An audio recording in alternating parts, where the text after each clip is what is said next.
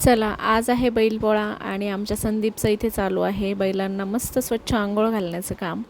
आणि आम्ही आता शेतामध्ये एक चक्कर मारून येतो, कारण आज गावाकडे आलो होतो बऱ्याच दिवसांनी, तर म्हटलं चला शेतामध्ये चक्कर मारून यावी. आणि खूप मस्त झालेलं आहे सध्या शेतामध्ये सगळीकडे हिरवगार दिसतंय, कारण पावसामुळे सगळीकडेच हिरवळ दाटलेली आहे. आणि आमच्या डाळिंबाला आता मस्त डाळिंब आलेले आहेत आणि मला काही मोह आवरला नाही, त्यामुळे मग मी एक डाळिंब तोडून घेतलं. त्यानंतर मग मनीषाने हिरवागार असा कढीपत्ता तोडून घेतला, कारण आम्हाला पुरणाचा स्वयंपाक देखील बनवायचा आहे पोळ्यासाठी.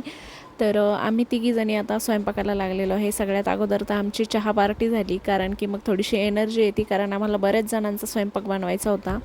तर तिघी मिळून पटापट सगळं करून घेतलं. आता मी इथे आमटीला फोडणी देऊन घेतली. त्यानंतर आता मी पीठ भिजवलं, अर्चनाताई पुरण काढत आहेत आणि मनीषा भज्यासाठी लसूण वगैरे ठेचून घेत आहे. त्यानंतर गॅसचा वटा वगैरे तिने सगळं आवरून घेतलं आणि आमचं आता नैवेद्य होतच आलेला होता. लगेचच बैलं येतील, त्यानंतर बैलांची पूजा वगैरे करायची आहे छान.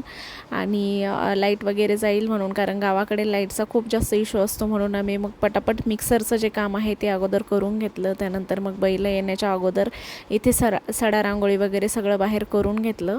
आणि आता बैलांचा सध्या तरी आराम चालू आहे. नैवेद्य वगैरे सगळं रेडी केलं आणि आता बैल घरी आलेले आहेत पूजेसाठी. बैलांची छान अशी पूजा करून घेतली. आणि खरंच हा गावाकडचा बैलपोळा जो आहे ना, तो खरंच खूप मस्त वाटतो बघायला. आणि त्यात जो आनंद आहे ना, तो आपल्या शहरांमधल्या बैलपोळ्यामध्ये अजिबात नाही आहे बरं का.